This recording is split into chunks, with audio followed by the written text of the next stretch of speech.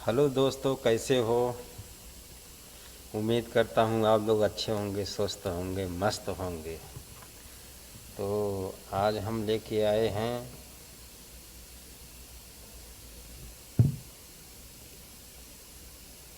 तो doctor B are Ambedkar प्रभावशाली कहानी।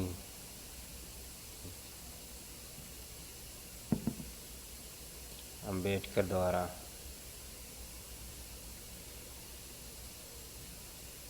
हमारे बाबा साहब की कहानी है, अम्बेडकर साहब की। तो चलो हम सुनाते हैं, चालू करते हैं। Let's go. सोसाइटी आपके साथ पानी तक ना पिए, जहां पे आपके साथ हाथ मिलाना भी एक पाप समझा जाए, सही बात जहां है आपको भाई, बाकियों से नीचा समझा जाए, जहां पे आपकी एग्जिस्टेंस, आपके होने को एक बोझ, एक वेस्ट समझा जाए। आपके घर में कोई बीमार और डॉक्टर इलाज करने से मना करते, कोई मरता है मर जाए लेकिन इलाज नहीं करेंगे क्योंकि आप उनके जैसे नहीं। सेम सही बात दो है भाई, हाथ है, छुआ दो से आंखें बहुत हैं, दो ज़्यादा। कान है, एक नाक है, लेकिन तब भी आपको बोल दिया जाए कि आप अलग हो। कुछ ऐसा ही सोचा हो सकता है 7 साल के अंबेडकर साहब ने, जब स्कूल में उनको अलग ट्रीटमेंट मिलने लगा। बच्चे बुक्स पे इंक गिरा देते थे, उनके बुक्स के पेजेस फाड़ देते थे और टीचर उन बच्चों अम्बेडकर को साहब डांटने को की अंदर नहीं जगह बैठा उन्हीं को दिया डांटते जाता थे। था, बेवजह बाहर बैठ के मारपीट होती पढ़ते थी। थे। जो पानी का मटका था उसको टच करना अलाउड नहीं था। स्कूल का पीएन एक ग्लास से ऊपर से उनके ग्लास में पानी डालता था, फिर वो पानी पीते थे। क्लास के अंदर बैठ के नहीं पढ़ सकते थे, क्लास के बाहर बैठ के पढ़ते। ऐसे हालात में कोई भी बच्चा कहेगा कि मुझे स्कूल नहीं जाना, मैंने नहीं करनी पढ़ाई, लेकिन उस बच्चे ने इतना सब होने के बावजूद पढ़ाई नहीं छोड़ी, दुबक कर घर नहीं बैठा। कितना कुछ है जो हम बाबा साहेब की लाइफ से सीख सकते हैं। सही बात कुछ है साल भाई। पहले जब मैंने बाबा साहेब की लाइफ को डिटेल में पढ़ा था ना, तो मुझे पर्सनली उनकी सोच, उनका फोकस, उनकी पेशेंस, उनकी रेजिलियंस, उनका माइंड, उनका विजडम बहुत पावरफुल लगा। बहुत कुछ सीखने को मिला। कोई बल को अपना हथियार बनाता है, कोई शांति को अपना हथियार बनाता है। बाबा साहेब ने अपनी एजुकेशन को अपना वेपन बनाया, अपना टूल बनाया, अपना मीडियम ऑफ स्पीच बनाया। और एजुकेशन के सहारे वो ऐसा लड़े कि जब भी इंडियन कॉन्स्टिट्यूशन की बात होती है, जब भी एजुकेशन की बात होती है, तो सबसे पहले उनका नाम आता है। उन्हें बाबा साहेब कहते हैं। बाबा साहेब का मतलब होता है रिस्पेक्टेड फादर, क्योंकि उन्होंने भारत के संविधान को ड्राफ्ट किया, इंडियन कॉन्स्टिट्यूशन को ड्राफ्ट किया है, इसीलिए उनको फादर ऑफ इंडियन कॉन्स्टिट्यूशन कहते हैं। आप इनकी बायोग्राफी देखोगे ना, तो आपको दो ही चीजें नजर आएंगी, स्ट्रगल्स और सक्सेस। स्ट्रगल्स और सक्सेस। इनके स्ट्रगल्स की बात करेंगे, इनके सक्सेस की बाबा बात साहब करेंगे, और ऐसा 3 सत्य है वर्ड्स ना, उनकी लाइफ के ऐसे उनका नाम जो ही आज लेने। हम अपनी लाइफ का पार्ट बना सकते हैं। इन्हीं की लाइफ का एक किस्सा सुनाता हूं। एक बार अंबेडकर साहब लंदन की एक लाइब्रेरी में बैठकर बुक पढ़ रहे थे। पढ़ने का बहुत शौक था उनको। वो पूरा दिन में सिर्फ एक ब्रेड का पीस खाते थे और बुक्स पढ़ते रहते थे। एक बार लाइब्रेरियन ने देख लिया और उनको बोला कि ये रूल्स के अगेंस्ट है, लाइब्रेरी में बैठ के खाना खाना अलाउड नहीं है, दोबारा यहां आने की जरूरत नहीं है। अब मेरे जैसा कोई होता, आपके जैसा कोई होता, हम कहते ठीक है नहीं आएंगे, या फिर कोई कहता सॉरी गलती होगी, आगे से ऐसे नहीं करेंगे। लेकिन अंबेडकर साहब ने साफ साफ ऑनेस्टली बोल दिया कि मैं कैंटीन का खाना अफोर्ड नहीं करता, मैं वहां बैठना अफोर्ड नहीं करता, इसलिए छुप छुप कर यहां पे मुझे ब्रेड खानी पड़ती है। वो लाइब्रेरियन जो कि एक ज्यूइश थी, उसने कहा आगे से आप मेरे साथ खाना खाओगे, मैं अपने घर से आपके लिए खाना लेके आऊंगा। अंबेडकर साहब की उस ऑनेस्टी की वजह से उस लाइब्रेरियन जो कि उनको जानती नहीं, कोई पहचान नहीं, वो हर रोज उनके लिए खाना लाने लगी। और मैं आपको यह भी बता दूं कि अंबेडकर साहब की पर्सनल लाइब्रेरी में 50,000 बुक्स हैं, 50,000 किताबें हैं। और इतना ही नहीं, अंबेडकर साहब ने अपने लाइफ टाइम में 26 डिग्रियां ली। उन्होंने इकोनॉमिक्स में ही टोटल 29 कोर्सेज लिए, सोशियोलॉजी में 6, फिलॉसफी में 5, एंथ्रोपोलॉजी में 4, पॉलिटिक्स में 3 और एक जर्मन और फ्रेंच एलिमेंट्री लैंग्वेज में। हमारे यहाँ पूरे एरिया में इतनी डिग्रीज नहीं होती जितनी उन्होंने अकेले करी। इमेजिन करके देखो, एक इंसान जिसको समाज पढ़ने नहीं दे रहा था, धुतकारता रहता था, सारे हालात उसके अगेंस्ट थे, उस इंसान ने उसी पढ़ाई के दम पे अपनी फैमिली की, पूरे देश की पहचान दुनिया में बनाई। उन्होंने रिलीजन पे भी लोगों को एनलाइटन किया। उनका मानना था कि man is not made for religion, religion is made for man. वो बुद्धा की टीचिंग्स के बहुत बड़े फॉलोअर थे। बाबा साहेब ने अपनी लाइफ में एजुकेशन, इंटेलिजेंस और स्किल, इन तीनों चीजों पे फोकस किया।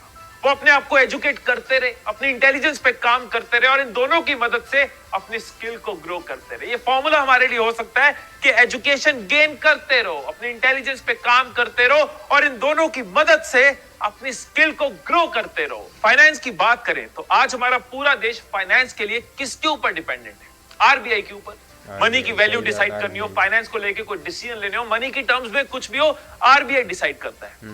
क्या आपको पता है कि आरबीआई की फॉर्मेशन जिन दो किताबों पे हुई है वो दोनों किताबें बाबा साहेब ने लिखी हैं। पहली किताब the evolution of provincial finance in British India और दूसरी the problem of the rupee. आप इमेजिन कर सकते हो कि एक फाइनेंशियल इंस्टीट्यूशन जिसने पूरे देश के पैसे को संभाल कर रखा है, जिसने पूरी इकोनॉमी को बांध कर रखा है, उसकी वर्किंग एक ऐसे आदमी ने डिसाइड करी जिसके पास बचपन में पढ़ने की फैसिलिटीज भी ढंग से नहीं थी। और इतना ही नहीं, बाबा साहेब ने विमेन लिबरेशन के लिए भी आवाज उठाई। उन्होंने कॉन्स्टिट्यूशन के अंदर विमेन के लिए सिटीजनशिप, जस्टिस, इक्वालिटी और लिबर्टी के बेसिस पे राइट दी, और वो भी तब जब ये सब एग्जिस्ट नहीं करते थे। और हम सबको पता है वो लॉज आज भी इंप्लीमेंट होते हैं। इनफैक्ट उसमें अपडेट्स हैं, जैसे पार्टीज में विमेन के लिए सीट होना, इंस्टीट्यूशंस में उनके लिए पोजीशंस होना। ये मेरा मानना है और आप भी इससे अग्री करोगे कि जब एक इंसान परेशान माहौल से उठता है तो वो अपने साथ साथ दूसरों का भी ध्यान रखता है। उसके अंदर गरूर नहीं आता, उसके अंदर एक जज्बा होता है दुनिया बदलने का,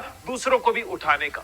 बाबा साहब को बचपन में लोगों ने स्ट्रीट लाइट तक के नीचे पढ़ने नहीं दिया क्योंकि वो उनके घर का रास्ता है। इसलिए उन्होंने खुद को इतना काबिल बनाया कि वो बच्चों के लिए स्कूल खोल पाए। आप सोच रहे होंगे कि मैं बाबा साहब की हर अचीवमेंट के साथ उनकी स्ट्रगल्स क्यों बता रहा हूं, क्योंकि मुझे लगता है कि उनकी स्ट्रगल से ही उनकी अचीवमेंट्स निकली। सही बात, उनके पास फैसिलिटीज नहीं थी, पावर नहीं थी, रिसोर्सेज नहीं थे, लेकिन उनके पास सोच थी, उनके पास माइंडसेट था। अगर मुझसे कोई पूछे कि उनकी लाइफ से क्या सीखा है तो 3 वर्ड्स मैं आपके साथ शेयर करूंगा जो उनकी स्पीच से निकले हैं। ये 3 वर्ड्स हम अपनी लाइफ का भी पार्ट बना सकते हैं। पहला वर्ड है एजुकेट। बाबा साहब की लाइफ से ये क्लियर नजर आता है कि एजुकेशन वो चाबी है जो हमें बहुत आगे लेके जा सकती है। एजुकेशन से हमारी सोच खुलती है, हम दुनिया को अलग अलग नजरिए से देख पाते हैं, हम प्रॉब्लम सॉल्व कर पाते हैं, हम अपनी बात रख पाते हैं। और यहां पे मैं सिर्फ आपकी टेक्स्ट बुक की बात नहीं कर रहा, उनके अलावा कई सारी ऑप्शंस हमारे पास, बुक्स पढ़ने की, ई बुक्स पढ़ने की, वीडियोस देखने की, पॉडकास्ट देखने की, खुद को एजुकेटेड रखने की। क्योंकि अगर बाबा साहेब एक छोटे से गांव से निकलकर सारे भेदभाव और हालातों से लड़कर कोलंबिया यूनिवर्सिटी तक पहुंच सकते हैं तो हम क्यों नहीं। उन्होंने खुद को पढ़ाकर अपने आप को इतना काबिल बनाया कि आज की डेट में भी कोलंबिया यूनिवर्सिटी में उनकी biography as a text book पढ़ाई जाती है। दूसरा वर्ड है एजिटेट। एजिटेट का मतलब होता है आवाज उठाना। अंबेडकर साहब ने पूरी जिंदगी गलत के खिलाफ आवाज उठाई, सिर्फ अपने लिए नहीं, वो दूसरों के हक के लिए लड़े और दूसरों को भी यही सिखाया कि जब कुछ गलत नजर आए आवाज उठाओ। जब वो बाहर गए पढ़ने, बाहर चले गए, पढ़ लिया, बाहर सेटल हो सकते हैं, कई तरह के लालच आ सकते हैं, अपनी जिंदगी को अलग ट्रैक दे सकते हैं, लेकिन उनके माइंड पे वो कंट्रोल था, वो अपने रूट्स के साथ कनेक्टेड थे, अपना पर्पस क्लियर था।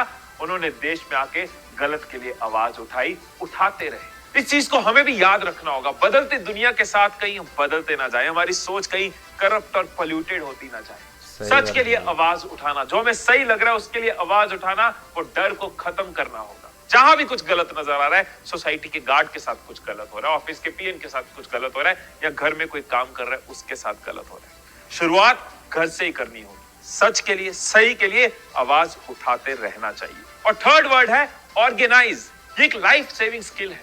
एक इंसान 26 डिग्रियां तभी कर सकता है अगर वो ऑर्गेनाइज्ड है। सबसे पहले उन्होंने अपनी सोच को ऑर्गेनाइज किया, क्योंकि इतने तरह के प्रेशर्स हैं, सोसाइटी के प्रेशर्स हैं, इमोशनल डिस्ट्रैक्शंस है, भेदभाव है, गरीबी है, लेकिन उस थॉट को ऑर्गेनाइज किया, अपने लाइफ के पर्पस को ऑर्गेनाइज किया, अपनी जिंदगी को ऑर्गेनाइज किया, तभी वो इतना एक्सेल कर पाए।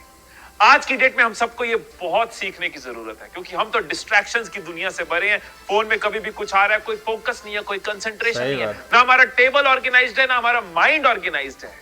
और जब ऑर्गेनाइज नहीं होंगे तो गोल्स कैसे अचीव करेंगे, जिंदगी में जो पाना चाहते हैं वो कैसे पाएंगे।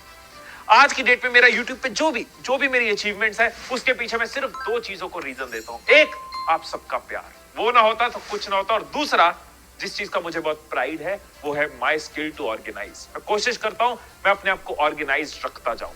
तो बाबा साहेब ने सिर्फ दलितों को हक नहीं दिलाया, उन्होंने मुझे, आपको, हम सबको जीना सिखाया, अपने हक के लिए लड़ना सिखाया। उन्होंने सिर्फ दलितों को एजुकेशन नहीं दी, बल्कि खुद को इतना एजुकेटेड किया कि आज वो हम सब के लिए एक इंस्पिरेशन है। उन्होंने सिर्फ दलितों को आवाज उठाना नहीं सिखाया, हम सबको अपनी राइट्स के लिए लड़ना सिखाया। उन्होंने सिर्फ सक्सेस अचीव नहीं किया, उन्होंने हम सबको फर्श से अर्श तक का, स्क्रैच से स्काई तक का रास्ता दिखाया। इस extra ordinary activist, reformist, economist, teacher, writer, fighter की लाइफ से सीखकर कोई भी जीरो से हीरो बन सकता है। आप में से शायद बहुत लोगों को यह नहीं पता होगा कि इंडिया के फर्स्ट लॉ मिनिस्टर अंबेडकर साहब दुनिया के अकेले ऐसे इंसान हैं जिनको लंदन स्कूल ऑफ इकोनॉमिक्स ने डॉक्टर ऑल साइंस का टाइटल दिया। बहुत लोगों ने इसके लिए ट्राई किया, लेकिन आज तक ये टाइटल सिर्फ उनको मिला। दोस्तों, ऐसे महान इंसान की जिंदगी को, उनकी स्ट्रगल्स को, उनके अचीवमेंट्स को हम सबकी रिस्पेक्ट, हम सबका नमन। उनके काम के लिए, उनकी मेहनत के लिए, उनकी कंट्रीब्यूशन के लिए 14 अप्रैल जिस दिन उनका जन्मदिन होता है, उस दिन हर साल अंबेडकर जयंती मनाई जाती है। दोस्तों, जाने से पहले एक चीज जरूर कहूंगा कि उनकी जो भेदभाव की लड़ाई थी ना, वो अभी खत्म नहीं हुई। आज भी हमारे देश में बहुत जगह भेदभाव होता है और ये रिस्पॉन्सिबिलिटी मुझे, आपको, हम सबको, स्पेशली यूथ को लेनी होगी। इस वीडियो के बाद ये सवाल जरूर सोचना कि आखिर डिस्क्रिमिनेशन क्यों, आखिर ये भेदभाव क्यों?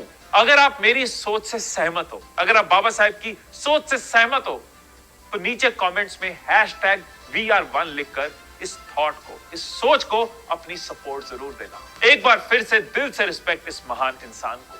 फिर मिलेंगे अगली वीडियो में, तब तक खुश रहिए, खुशियां बांटते रहिए। I love you all.